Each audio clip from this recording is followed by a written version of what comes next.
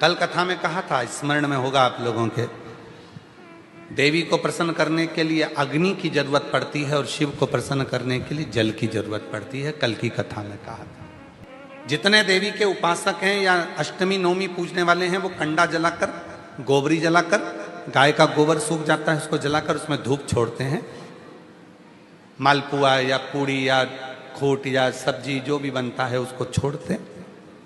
अष्टमी नवमी पर पूजन करते हैं, धूप देते हैं, अग्नि में छोड़ते हैं। क्यों छोड़ते हैं? क्योंकि देवी अग्नि से प्रसन्न होती है और शिव जल से प्रसन्न होता है। देवी अग्नि से और शिव जल से। उसकी प्रसन्नता हमें सुख देती है। केवल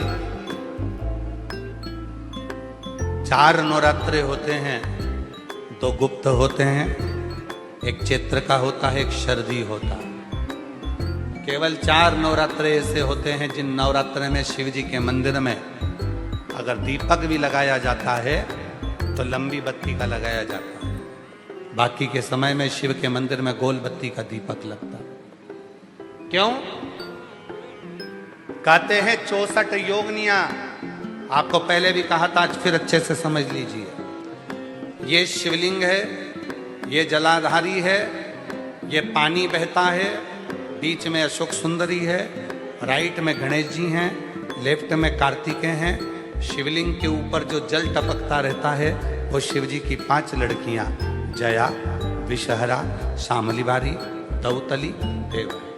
ये पीठिका पार्वती जी का हस्तकमल। ये पीठिका पार्वती जी का हस्तकमल। इस पीठिका के नीचे जितना मोटा भाग रहता है, शिवलिंग जहां रखा है उस पीठिका का जितना मोटा भाग, जहां से पानी नीचे गिरता है, जितना मोटा भाग होता है, इतने पूरे मोटे भाग में मां आद्य शक्ति के 64 योगनियां यहां पर विराजमान होती है। जब हम जल समर्पित कर कर लंबी बत्ती का दीपक नवरात्रे में लगाते हैं तो ये 64 योगनियों की जो शक्ति है, 64 योगनियों का जो फल है, देवी की आराधना और साधना का जो फल है, भले हमने व्रत करा नहीं करा, भले हमने पूजन करी नहीं करी, भले हम नवरात्रे में कोई व्रत साधना तप नहीं कर पाए, कोई बात नहीं, पर जिसने शिव को जल चढ़ाया, ये जल बहकर यहां से निकलेगा।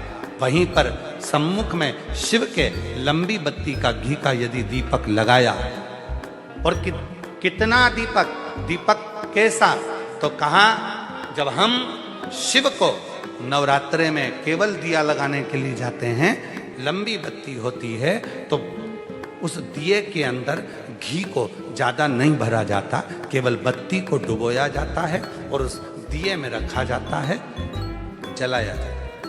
शिव और वो 64 योगनियां जो यहां विराज रही हैं, यहां शिवलिंग, मां आदिशक्ति दुर्गा भवानी, गणेश जी, कार्तिकेय, अशोक सुंदरी, शिव जी की 5 लड़कियां और ये 64 योगनियां। और 64 योगनियों के बाद में यो ये जल बहकर जाता है जितनी दूर तक, यहाँ 33 कोटि देवताओं का स्थान होता है।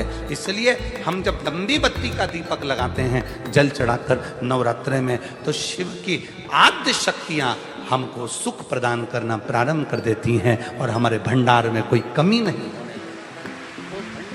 कमी को दूर।